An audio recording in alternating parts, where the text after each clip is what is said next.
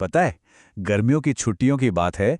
मेरे पोते पोती गट्टू और चिंकी गांव आए हुए थे और एक रात अचानक बत्ती चली गई। और वही एक मामूली सा पावर कट हमारी जिंदगी की एक बहुत ही जादुई याद बन गया। तो आज मैं आपको उसी रात की कहानी सुनाता हूं। अक्सर जब बत्ती जाती है तो हम सब परेशान हो जाते हैं ना। पर कभी सोचा है कि क्या हो अगर वो अंधेरा एक मौका हो, कुछ नया, कुछ बिल्कुल अलग सा महसूस करने का एक बुलावा। उस रात हमारे लिए तो वो अंधेरा बिल्कुल यही था। हम सब साथ में बैठकर रात का खाना खा रहे थे। दादी ने बच्चों के लिए उनका मनपसंद खाना बनाया था और उसकी महक से पूरा घर भर गया था।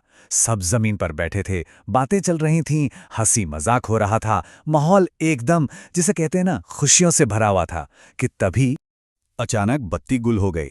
एक पल के लिए तो घुप अंधेरा और पूरी खामोशी छा गई।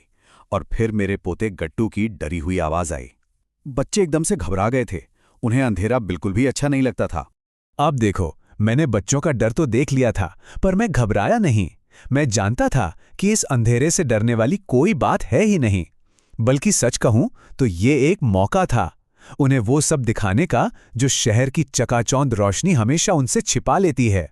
तो इस अंधेरे से निपटने के लिए मेरे दिमाग में एक बहुत ही सीधा साधा सा ख्याल आया। एक ऐसा ख्याल जिसने बच्चों के डर को पल भर में एक मजेदार खेल में बदल दिया। मैं फटाफट अंदर से कुछ टॉर्च उठा लाया और उन्हें कमरे के ठीक बीच में रख दिया। जैसे ही रोशनी हुई ना, पूरा माहौल ही बदल गया। बच्चे एक साथ चिल्लाए, वाह दादाजी, ये तो बिल्कुल कैंडल लाइट डिनर जैसा लग रहा है। हम सब उनकी इस बात पे जोर से हंस पड़े। डर अब कहीं दूर जा चुका था और मजा शुरू हो गया था। खाना खाते खाते मैंने बच्चों की तरफ देखकर कहा, चलो जल्दी से खाना खत्म करो, फिर हम बाहर घूमने चलेंगे। मैंने उनसे वादा किया कि मैं उन्हें खेतों के पार कुछ ऐसा दिखाऊंगा जो वो जिंदगी भर नहीं भूलेंगे। खाना खत्म होते ही हम तीनों अपनी अपनी टॉर्च लेकर रात के सन्नाटे में बाहर निकल पड़े। गांव की रात शहर से बहुत अलग होती है। यहाँ झींगुरों की आवाज होती है, मिट्टी की एक सौंधी सी महक होती है। मैं बस यही चाहता था कि बच्चे इस फर्क को खुद महसूस करें। बच्चों को सबसे ज्यादा हैरानी तो आसमान देखकर हुई। मैंने उन्हें समझाया कि शहर की जो तेज रोशनियां और धुआं होता है ना, जिसे लाइट पोल्यूशन कहते हैं, उसके पीछे सारे तारे छिप जाते हैं। पर यहाँ गांव में आसमान एकदम साफ है और लाखों करोड़ों तारे ऐसे चमक रहे थे जैसे किसी ने आसमान में हीरे बिखेर दिए हों। हम खेतों के बीच से गुजर ही रहे थे कि अचानक गट्टू जोर से चिल्लाया। उसे झाड़ियों में दो चमकती हुई आंखें दिखी और वो डर के मारे मेरे पीछे छिप गया। मैंने जब टॉर्च मारी तो क्या देखा, वहां एक छोटी सी बिल्ली बैठी थी। हम सब उसकी इस बात पर खूब हंसे। थोड़ी और दूर चलने के बाद हम अपनी असली मंजिल पर पहुंचे। एक ऐसी जगह जो उस अंधेरी रात में किसी जादू से कम नहीं लग रही थी। मैंने बच्चों से धीरे से कहा, देखो, हम पहुंच गए। उनके सामने एक बगीचा था, बिल्कुल शांत और खामोश। पर इस खामोशी में एक बहुत बड़ा जादू छिपा हुआ था। जैसे ही उनकी नजर उस बगीचे पर पड़ी, उनकी आंखें हैरानी से भर गईं। बगीचा हजारों छोटे छोटे जुगनुओं से जगमगा रहा था। चिंकी ने कहा कि ये तो बिल्कुल किसी कहानी की किताब जैसा लग रहा है। और सच कहूं तो वो बिल्कुल सही थी। हम वहीं घास पर बैठ गए और बस उन जुगनुओं को देखते रहे।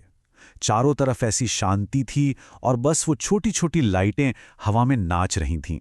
कुछ जुगनू तो हिम्मत करके बच्चों के ऊपर भी आकर बैठ गए और उनका चेहरा खुशी से एकदम चमक उठा। जब हम घर लौटे तो बत्ती अभी तक नहीं आई थी। अब बच्चों को चिंता होने लगी कि वो इतनी गर्मी में सोएंगे कैसे। लेकिन घर पर उनका एक और सरप्राइज इंतजार कर रहा था।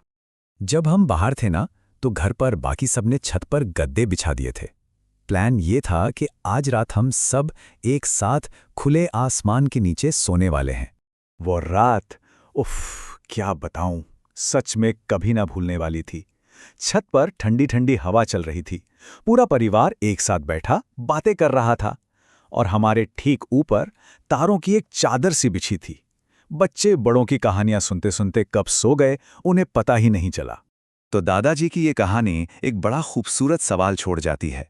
शायद असली रोशनी बल्ब में नहीं, बल्कि परिवार के साथ बिताए गए इन पलों में होती है, प्रकृति की इस खूबसूरती में होती है और अनजाने में मिले इन छोटे छोटे मौकों के जादू में होती है। तो अगली बार जब बत्ती गुल हो, तो क्या हम भी अपनी खुद की रोशनी ढूंढने की कोशिश करेंगे?